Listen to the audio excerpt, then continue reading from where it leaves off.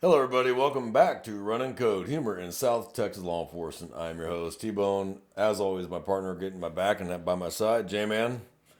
What's up?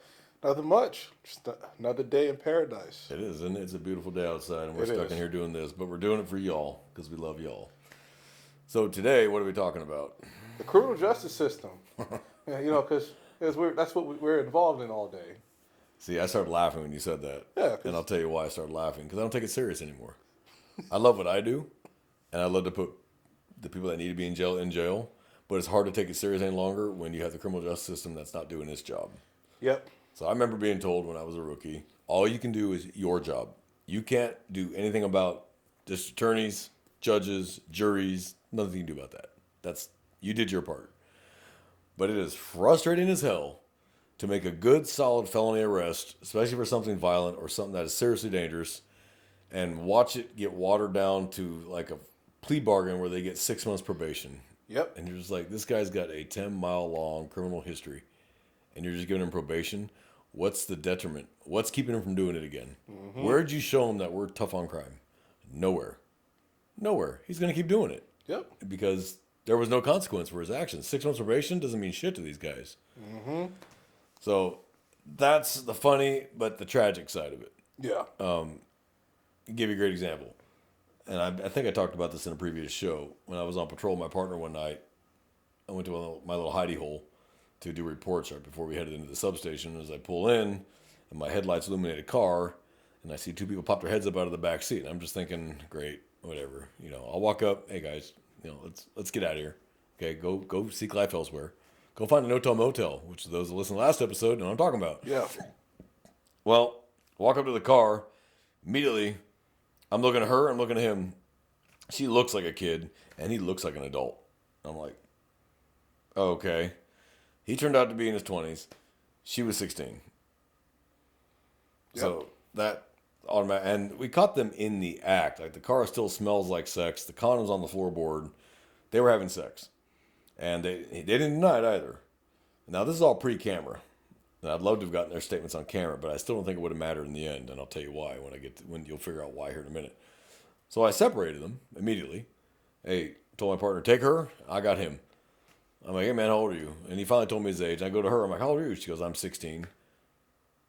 Okay. You were having sex. Yeah. He's a grown man. You're a child.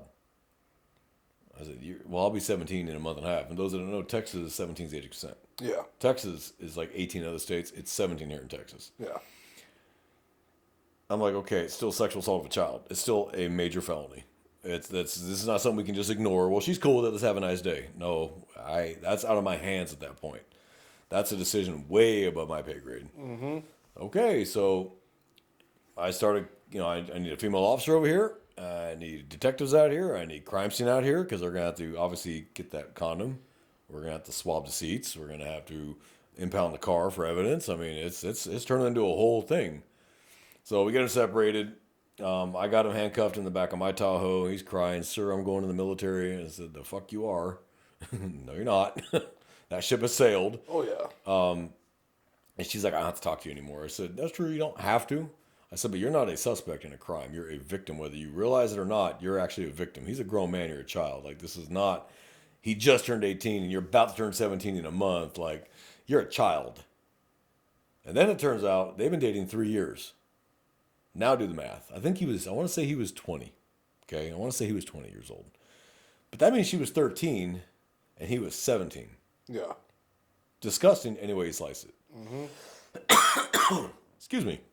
So the girl ended up calling her parents, who called his parents. Now we're on the completely other side of the county from where they live. Completely other side of the county. Like 40 miles from where they live.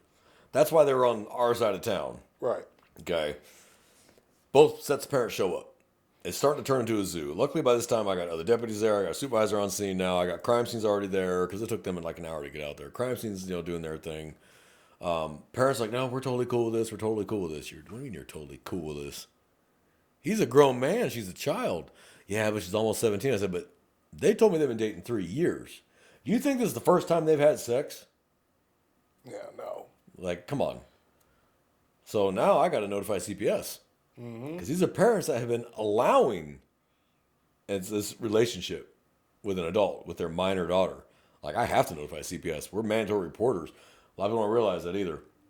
Mandatory reporters, cops, nurses, paramedics, firemen, doctors, teachers, these are all mandatory reporters.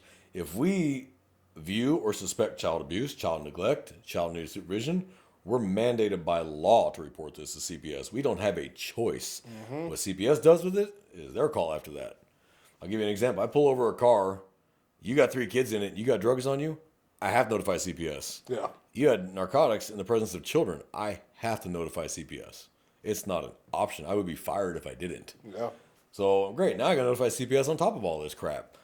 So the parents are like, no, we're okay with this, and we love him, and he's going to marry our daughter. I said, well, he wasn't married to her now, and if he was, totally different story. Yeah. He wasn't. So that now I have to enforce the law. The law says he has committed sexual assault of a child. That's where we're at. And it's a slam dunk. So we had a female officer take the female juvenile victim, and she's still a victim. I don't care what the parents say, she's a victim. With the mom over to the hospital to get a SANE. Sexual assault nurse exam is what a SANE is. That's where we gather DNA evidence, pubic hair. We look for vaginal tearing, anal tearing, evidence of sexual penetration, cervical erosion, tearing of the vaginal walls or orifice. These are all signs of sexual assault. And those nurses are certified and trained by law enforcement to testify in court about what they viewed as from the results. And then we took him for his SANE to a different hospital entirely. We don't put the victim to the same hospital as the perpetrator. Yeah. It's 2 separate places. Yep. We take the children to a children's hospital. We take the adult to another place. So we took him in there, and they held him down and did their job. And when they're a victim, they're not going to force you. They cannot force you as a victim to do a SANE. But a suspect doesn't get a choice. We're going to get your DNA. We're going to swab you. Well, we're not. The nurses are. But the orderlies that hold these guys down and the nurses that take the sample are not really what you call gentle with a suspect. They tend to put their hands on you if you're not going to cooperate. And we step outside. We don't need to be in there. And we'll hear thump, thump, crash sometimes. Just take everything okay in here? Yep. Well, you guys got it. And we'll step right back out. They got his. I'm thinking problem solved. Easy slam dunk. Easy felony. On-site arrest. I'm gold. Booked the dude in for sexual assault. Wrote my report up. Cool. Didn't hear anything on it for a while because usually it takes a while. It's not like the movies. Like, everyone's watched SVU, from the arrest to the trial is like a week. Wrong. Maybe in a very small Podunk County where there is nothing criminal-wise going on and they can actually speed through this process. Not happening in a county this big, or Austin, or Dallas, or Tarrant, or Houston, or El Paso. It's not going to happen that fast. You're talking months before it even gets to an indictment. So I eventually, I think what it was is I end up calling. No, I looked him up. I wanted to see what the status was. It said dismissed. I was like, dismissed? I said dismissed missing witness. I'm the witness. What do you mean dismissed missing witness? So I called the prosecutor. Hey, what's going on with this case? Oh, we dismissed it. Why? I handed you the bow, wrapping paper, and a gift card. An easy, you could just bang the plea bargain out of it and got a win. But he's still a convicted sex offender now. Well, the parents are okay with this. They don't want to press charges. They said that they're good kids, and we didn't feel that we could get their cooperation. I said, but you don't need their cooperation. It's the state. It's the state pressing the charges on behalf of the juvenile victim. Now, we can't make her testify, but you don't need her to testify. I witnessed it. I am the credible witness. No, yeah, we're dropped the whole thing. He's going to the military. No, he's not. So the head of recruiting for the entire Southwest was a friend of mine. We actually were drill sergeants together at Lackland Air Force Base a long time ago. I called him direct. Here's what's going on with this kid. And they had no idea because they'd already done his background check prior to this. Okay. So they didn't know that this had occurred afterwards. And the kid obviously didn't walk in and tell his recruiter, oh, hey, by the way, I got arrested for sexual assault of a child this weekend. Yeah. So he looked him up. He already had his background check. Well, we arrested him for sexual assault of a child. I said, the DA's dismissed the case. I said, but I do not want this heard in my beloved Air Force. I don't need him doing the same shit with another girl wearing the uniform of this man's military. He goes, oh, I wholeheartedly agree. Can I get a copy of the report? Yes, sir. I went to set the records, got a copy, faxed it to him. He read it and said he will never join the military in any branch because he's not just Air Force recruiting. He knows all the heads of recruiting for all the other branches too. So he made sure they all knew about it, and he got federally unhireable forever. Yeah. I feel not one bit bad about it. That needed to happen. But that's an example of I did my job, and the DA's office failed to do theirs. Yeah, I remember hearing like, and I still hear from time to time like, a prosecutor is like the bastion of like deciding justice and like real justice. If like a charge is worth it, like going after it or not. No, it's not. It's like well, what is going to be politically viable? Expedient, Yeah, yeah. politically viable, and what's going to like, feed the beast that is like currently out there like pushing like some sort of like narrative. That's really all it is. I remember like a guy I had ended up this case is already over and done with. It was one of my first DWIs I ever had, like when I first started on patrol. This guy had already had 3 DWIs, and they all kept getting reduced to obstruction of the highway. My fourth, like the fourth time he got charged with the DWI that I got him with, I think he was high on coke, and he was drunk.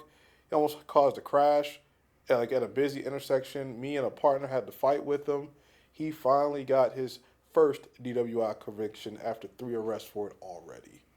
Ridiculous. And at that point, that's a third-degree felony.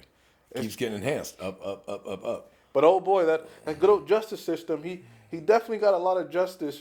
They got justice for this guy. 4 chances, 4 opportunities he's been That's caught. 4 times he's been caught. 4 times he's been Which caught. means he's done it 50 times for every one time we caught him. Mm-hmm. It's a matter of time before he kills somebody. Yep. That's coming. Hopefully it's just him, not 2 other people he takes out with him going down the road. But statistically, it's not going to be him. Yeah.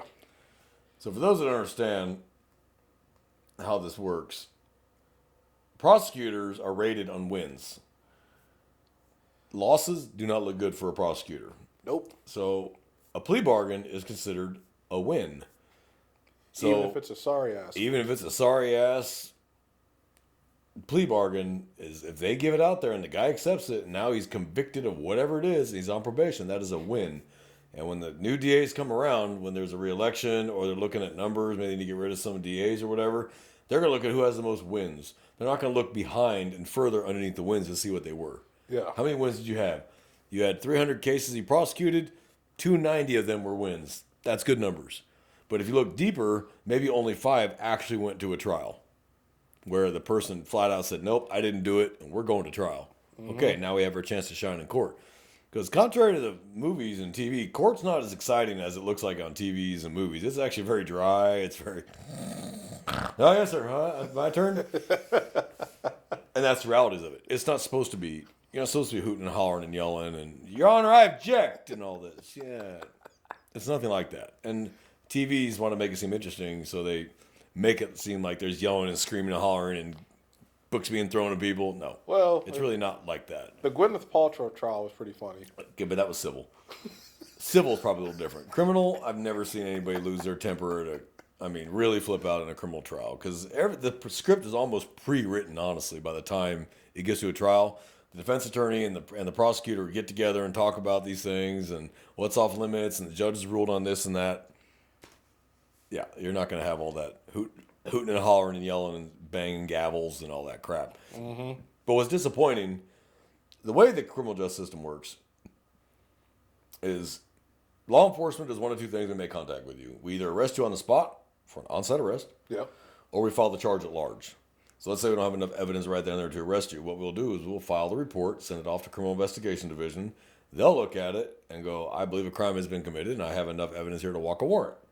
At that point, they will write up an arrest warrant and they'll forward it off. They'll take it to the magistrate. The judge will sign it. They'll enter in the system now as a warrant. Now it's called if it's a felony, a pre-indicted fugitive. Yep.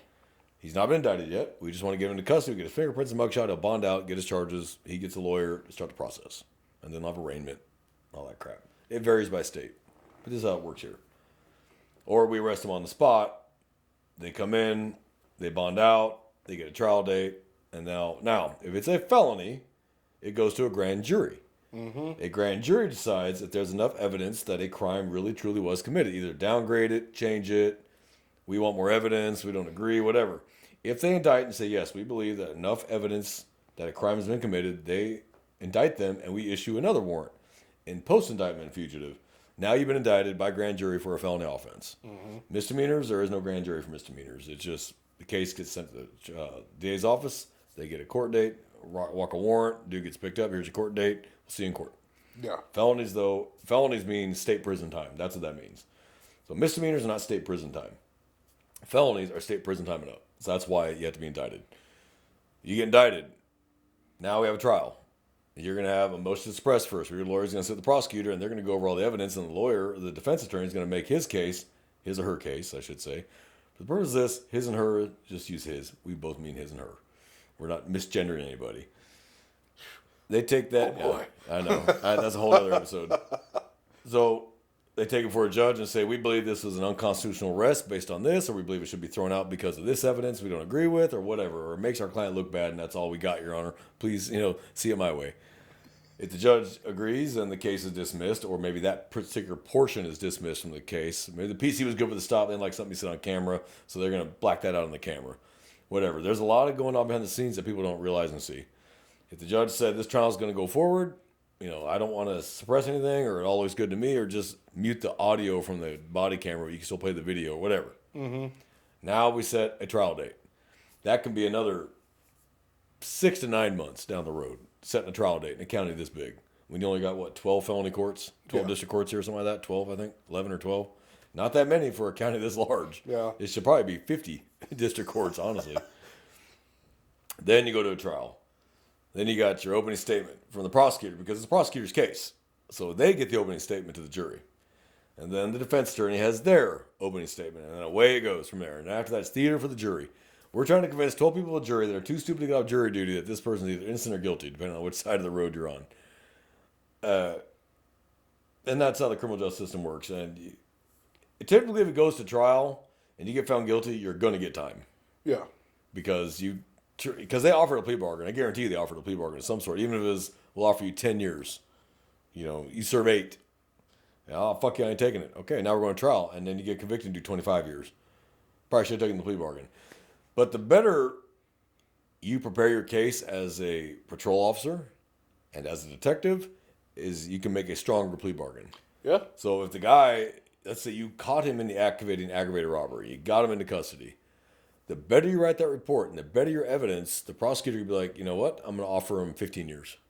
See if he'll take it. Because if not, he could serve with his record 40 years, whatever. Mm-hmm. These are numbers I'm throwing out there. People don't take them serious. So they're going to go, I'll tell you what, man, you got all this evidence. We're going to offer you 15 years. You got to serve 85% or 75% or whatever. With good behavior, Oh, fuck yeah, I ain't taking that deal. Okay, well, I guess now we're going to trial because we have a good, solid case because it was on camera. The officer wrote a good report. He's credible. You sure with your criminal history? You sure you want to take that risk? Yeah, fuck you. I didn't do it. Okay, let's go trial.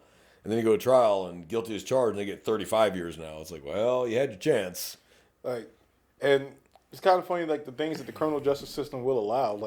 People who represent themselves when the evidence is overwhelming. Because there's a certain decorum, and our listeners out there that are paralegals, attorneys of any type, any kind. Maybe got some judges watching. Who knows? Get some judges up on this show. Yeah, it'd be nice. I wouldn't mind interviewing a judge. A certain decorum is supposed to have in court. Yeah, and lawyers know what it is. Oh yeah, but Johnny guy who's fighting this case in court, and he has all this type of cases he looked up. He's put together that defense, and it don't work out. Very rarely I've ever seen anybody defend themselves and get acquitted. That sovereign defense. Oh, then there's that. Then those guys never get acquitted. All of a sudden, the court doesn't have jurisdiction because for there to be a victim, there has to be an actual person offended or hurt. Yeah, I've heard that one before. I've heard that one too. It's really funny. I love it. It's great. I think everybody should actually sit in a trial once and just realize how fucked up our justice system is. But I will tell you this, I've been around the world and we still have the fairest one around the world. Oh yeah, so some countries. Say what you want about ours, some countries there is no such thing as a civil right, and there is definitely no such thing as a fair trial. It does not exist. Or a Miranda warning. Over there, you don't have the right to remain silent. You're going to talk to them, and if you don't, they'll start breaking bones until you do. Here, we don't force that. You don't want to talk to us? Fine. I mean, if you don't want to, that's on you, not on me. I tried. That's why, like, sophisticated criminals from different countries, when they come over here and commit crimes, they get away with it a lot more because they're afforded more rights here. Which I think that's the right thing. There should be a presumption of innocence to someone being charged with a crime. Well, yeah, and here that's a work off is. But let me explain to the juror or the listeners that don't understand this. Innocent until proven guilty applies to juries. It does not apply to law enforcement. To us, you're guilty. We wouldn't have arrested you or walked a warrant on you if we thought you were innocent. Yeah. Innocent until proven guilty applies to juries. That is their premise, is they think you're innocent and it is up to the state to prove this person's guilt. Mm-hmm. The person being accused does not have to prove his innocence. The prosecutor has to prove their guilt. Yeah. So that's why innocent until proven guilty applies to the jury. It does not apply to the prosecutor. It does not apply to the police officers or detectives that are working the case. So people are like, I'm innocent until proven guilty. Not with me, you're not, because I wouldn't have arrested you if I thought you were innocent. Yeah. I would have been like, hey, maybe we need more evidence. Because as cops, we are supposed to work just as hard to convict somebody as we should be to clear them. Mm-hmm. If you really truly didn't do it, why would I force it to convict you when there's a real turd running around out there somewhere that we need to get, Yeah. in custody? So this whole we railroad people. No, not really. That probably in the 50s, 60s, 40s. Yeah. Oh, yeah. I'm sure it happened quite a bit. It was just easier. There was a lot of racial and social demographics at the time, too, that kind of drove that. Yeah. Wrong as hell, obviously. But these days, no. I can't. In 11 years of doing this, I can't think of a single case I've seen where someone was actually railroaded. They were caught. Yeah. You can call it being railroaded, but you got caught. And that's just that simple. You got caught. I'm sorry. Now, you have the God-given right of every American to go to court and lie and weasel your way out of it. That's the God-given right of every American. But you got caught. Now you're going to face the penalties. Will the district attorney's office or the prosecutors actually hold your feet to the fire? And 9 times out of 10, I mean, you'll get like a warm foot soak. You ain't getting raked over the coals. You might even get your foot massaged. Yeah. They just want the stat. You're getting a 4-star pedicure. So, when you brought up earlier obstructing highway intoxication, DWI is a Class B. Obstructed highway intoxication is Class B. But the obstructed highway could be you fell asleep on the side of the highway. Yeah, it's a less serious versus offense. DWI, even though they're both the same level of offense. One can keep you can keep your job, and the other one you might be fired. Mm-hmm. So that's why they offer it. Well, it's a B, but you don't got to do the drug treatment or alcohol treatment. You don't have to have the breathalyzer or intoxilizer in your car. Yeah. I mean, you were only just driving on a public highway or a road or whatever, and you're swerving all over the lane of other cars, or for some reason you stopped 40 feet before the traffic signal, and you didn't move when the other cars were honking their horn behind you. It was no real reason, you fell asleep at a Whataburger drive-thru like this. Yep, I've seen Spit that. dripping from I've your had neck. a couple DWIs from that. Oh, no. Obstructing the highway, buddy. The other one was Taco Bell. Oh, yeah. A lot of Taco Bell, 2 a.m. when the bars let out, man, they're sleeping at the Taco Bell drive-thru, and they call, of course, 911, and we get there and very carefully try to reach in and put it in park so we don't wake them up when they hit the gas. Usually what we do is you run spikes under the front and back tires and just gently reach in and put it in park, and then, hey, man, you okay? Oh, and they floor it. Yeah, nice try. Come out the window and let's have a chat. Pretty much. It's not that we got your blood specimen back, because we had to get a warrant because you refused, and your blood came back 0.18, 0.20, 0.29. Oh, no. Obstruction of highway. Two weeks ago, we got a gal. I did the breathalyzer. I did the intoxilizer for the patrolman that got her. 10:30 in the morning, 0.284. 3.5 times the legal limit. Obstruction of highway, man. That person definitely wasn't this the wasn't legal her definition first. of intoxicated. Well, the thing is, this might actually go through. She already had 2 priors. She admitted it completely on camera, how much she drank, where she was coming from, all that. So hers might actually go through because she doesn't have a whole lot of defense to actually stand on. So now back to the criminal justice system, though. So let's say you go to court, jury deliberates, we find you guilty of this offense, the judge or the jury, because you can get what's called a bench trial where you just be tried by the judge, no jury, you tried by the judge. Mm-hmm. And if the judge is liberal enough, you might walk, or you might get the lightest sentence on the planet. If it's a jury trial, the jury will your punishment. Your bench trial, the judge will fit your punishment. And then the judge sets your punishment, and if it's any kind of time, you go back to the jail immediately. If you're put on probation right then and there, you're not going back to the jail. Yeah. You go down, talk to the probation office, they put you on probation, they do all that jazz, and you're on probation. If you're going to do time, the bailiff immediately places you in custody, and they transport you to the jail, and they confine you. If you're going to prison, you go to the jail first, and then after you've been in jail, you get what's called catching chain, where the TDCJ comes and picks you up middle of the night, no notice. You don't even get told you're leaving. And the unit officer calls up and says, pack your shit, you're going. And that way you have no time to call anybody because we shut down the phones of the jail, so you can't call anybody and tell them you're leaving because you don't need to get ambushed, Or those times people follow the bus. Yep, or follow the bus. We don't need that. So, and they come pick you up, and away you go off to the prison of Texas' choice. Usually people go to Garza first for their classification, figure out where they're going from there. Low risk might be going here, high risk might be going here, whatever. And that's the justice system. And then don't get me started on the parole board. So that's the criminal justice system in a nutshell. It's frustrating, but for our officers listening, all you can do is your job. Just do your job.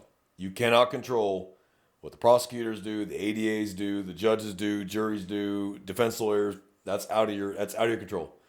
And save yourself a lot of aggravation right now by just realizing that some things are out of your control. You do your job to the best of your abilities. You write that report right. You save the evidence right, and then just let it fall where it falls after that, because there's nothing you can do about it. It used to drive me nuts and raise my blood pressure. Now I'm just like, whatever. Yeah. It's nothing I can do about it. Same. So I do my job, and I'll let it go at that. I'm not going to no longer raise my blood pressure and get pissed off over stuff out of my control. Yeah. Because it's just a waste of my time. Now, if you're one of these officers listening to us that actually lives in a county that they're very proactive law enforcement, the prosecutors and the district attorneys actually believe in law and order and believe in justice, well, brother, we wish you could join you. We're stuck in this one. We're making it work as best we can. We're getting overwhelmed. It is what it is. Like any big city, the crime rate keeps rising. And, hey, what are you going to do? We'll do our job. Yep. That's all we can do. That's all you can do. So, and like we say, if we didn't get them today, we'll get them tomorrow. Because a turd's always going to be a turd. So if I can't get them today, there'll be another day. So I got nothing left to add on this subject. You? No. Unless we just want to sit here and for the next 20 minutes and talk about ridiculous plea bargains. But No, I don't think nobody wants that to would hear just raise my blood pressure. That would raise my blood pressure. Or murder? All right, we'll give you 20 out in 10 for good behavior. Oh, I guess crime really does pay. Yep. I was told by an FTO when I first came on, he said every criminal has a number in their head of years they're willing to do. They all know it's a possibility they get caught. They all have a number in their head that they're willing to do time-wise. And that's the thing. If the prosecutor can find that number, easy plea bargain. Yeah. So I heard that. And you know what? I have not found that to be untrue. Yeah. I've found that to be true for the last 11 years. Very true. So, brothers, sisters, we want you to stay safe out there. Please watch your back. Take care of each other. This world's rough and this job's hard enough without not watching your partner's back and taking care of yourselves. Citizens, we appreciate you listening. Thank you very much. You be safe as well. Listen to what we say. I know it's supposed to be humorous, but there's lessons in everything we talk about, and the more you know, the better armed you are. So from J-Man and myself at Run and Code, we thank you for joining us this week, and everybody take care of themselves, and we're out of here. Oh, yeah.